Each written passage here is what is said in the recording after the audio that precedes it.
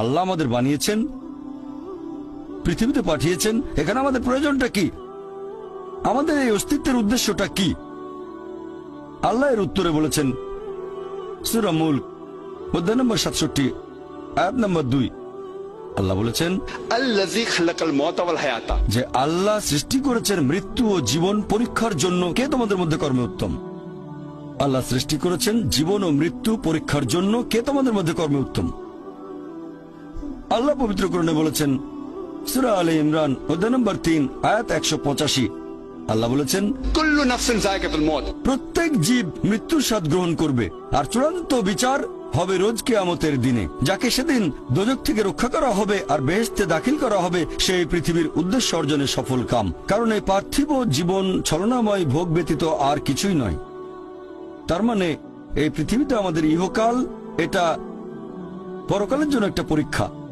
যদি আল্লাহ সুবহানাহু ওয়া তাআলার আদেশগুলো মেনে চলেন, তাহলে পরকালের জীবনে বেহেশতে যেতে পারবেন, আর আদেশগুলো না মানলে বেহেশতে যেতে পারবেন না, দোজখে যাবেন। তাহলে এই জীবন আমাদের অস্তিত্বের পেছনের উদ্দেশ্য। আল্লাহ বলছেন পরকালের জন্য পরীক্ষা। আর আল্লাহ পবিত্র কোরআনে বলেছেন সূরা আনকাবুত অধ্যায় নম্বর 29 আয়াত নম্বর 2 যে তোমরা কি মনে করো আমরা ঈমান এনেছি এটা বললেই তোমাদের ছেড়ে দেওয়া হবে? তোমাদের অবশ্যই পরীক্ষা নেব। যদি শুধু মুখে বলেন আল্লাহকে বিশ্বাস করি, আমি একজন মুসলিম, আমি একজন মুমিন, এটা বললেই আল্লাহ ছেড়ে দেবেন? এখানেই পরীক্ষা শেষ? আল্লাহ বলছেন তোমরা জানো না আমি পরীক্ষা করব?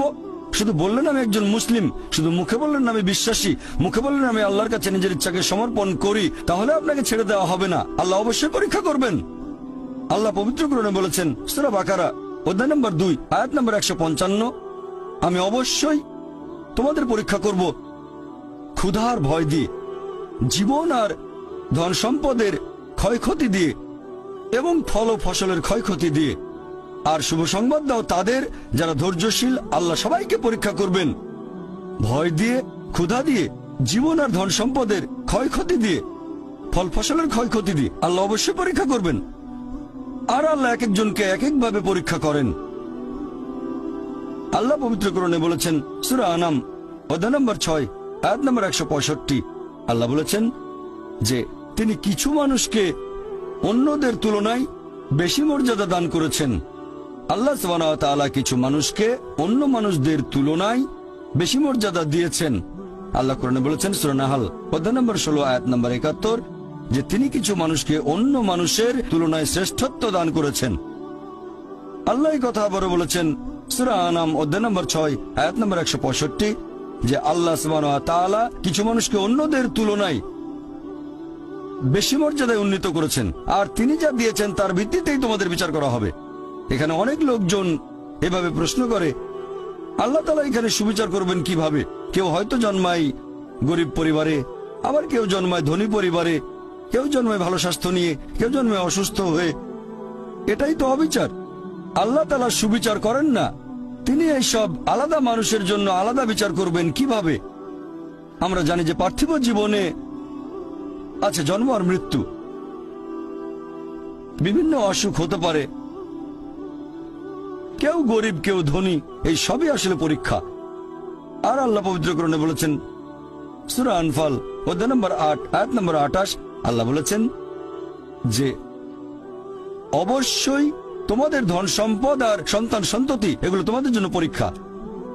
এরপর সূরা মুনাফিকুন অধ্যায় নম্বর 63 আয়াত নম্বর 9 যে তোমাদের সম্পদ আর সন্তান সন্ততি যেন তোমাদেরকে আল্লাহ তাআলার স্মরণে উদাসীন না করে। আল্লাহ তাআলা এক একজন মানুষকে এক একভাবে পরীক্ষা করেন। আপনি যদি কাউকে জিজ্ঞেস করেন যে ভালো কাজগুলো কি কি আর ভালো কাজগুলো কি, এ ব্যাপারে আস্তিক নাস্তিক সব ধরনের মানুষই তখন বলবে ভালো কাজ হচ্ছে দান করা, নিজে সন্তুষ্ট থাকা। কয়েকটা ভালো কাজের কথা বললে দান করার থাকবে। এখন একজন মানুষ পরোপকারী কি না সেটা আল্লাহ কিভাবে পরীক্ষা করবেন? কিন্তু সবার সম্পদ যদি সমান থাকে, পরীক্ষার ব্যাপারটা তাহলে আসবে কিভাবে?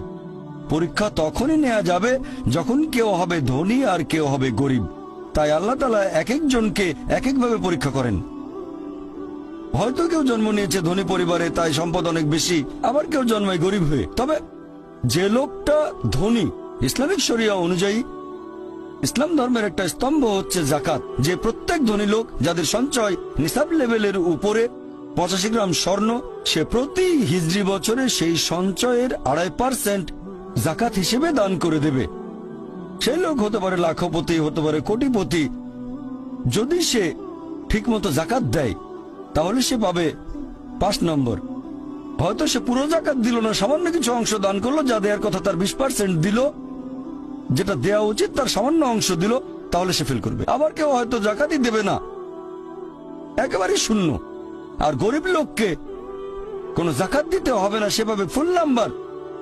কিন্তু আমরা মানুষরা এভাবে বলি, আহা বেচারা লোকটা খুব গরিব, এই লোকটার জীবনে শুধু সমস্যা আর সমস্যা। আর ধনীদের দেখে আমরা মুগ্ধ হই। আমাদের প্রিয় নবী বলেছেন যে একজন ধনী লোকের বেহেশতে প্রবেশ করা গরিবের চেয়ে অনেক বেশি কঠিন। আর পবিত্র কোরআন বলছে সূরা আনফাল অধ্যায় নম্বর 8 আয়াত নম্বর 28, ধন সম্পদ তোমাদের জন্য পরীক্ষা, এটা পরীক্ষা। আমরা বোকা তাই এভাবে চিন্তা করি যে এই লোকটার অনেক টাকা, আল্লাহ অনেক রহমত দিয়েছেন, এটা একটা পরীক্ষা। যদি এই রহমত ঠিক মতো ব্যবহার না করেন, এটা অবশ্যই রহমত, তবে এই পরীক্ষায় ফেল করার সম্ভাবনা অনেক বেশি। যেমন ধরেন বোর্ডের একটা পরীক্ষার প্রশ্ন, গত বছরের কথা, 2 বছর আগের কথা, 2002 সালের কথা। সেবারের প্রশ্ন খুব কঠিন ছিল, বেশিরভাগ ছাত্রছাত্রী উত্তর দিতে পারেনি। পরের বছর সেই প্রশ্নটা আসলো না, তখন এটা বলা বোকামি, ও দুঃখ, এবার তো আসলো না। আপনি তো খুশি হবেন যে এবার আসেনি। তাহলে সম্পদ একটা পরীক্ষা। তাহলে যাদের ধন সম্পদ নেই তাদের জন্য ধনীদের তুলনায় বেহেশতে যাওয়াটা অনেক সহজ। আল্লাহ এক একজনকে এক একভাবে পরীক্ষা করেন। সেজন্য আল্লাহ বলেছেন তোমাদের ধন সম্পদ যেন তোমাদেরকে আল্লাহ তাআলার স্মরণে উদাসীন না করে। এটা একটা পরীক্ষা। আরেকটা পরীক্ষা হচ্ছে সন্তুষ্টি, নিজে সন্তুষ্ট থাকা।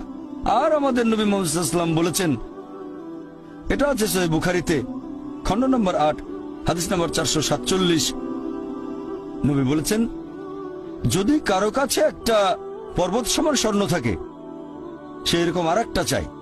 যদি কারো কাছে 1 পাহাড় স্বর্ণ থাকে, তারপরে সে আরেকটা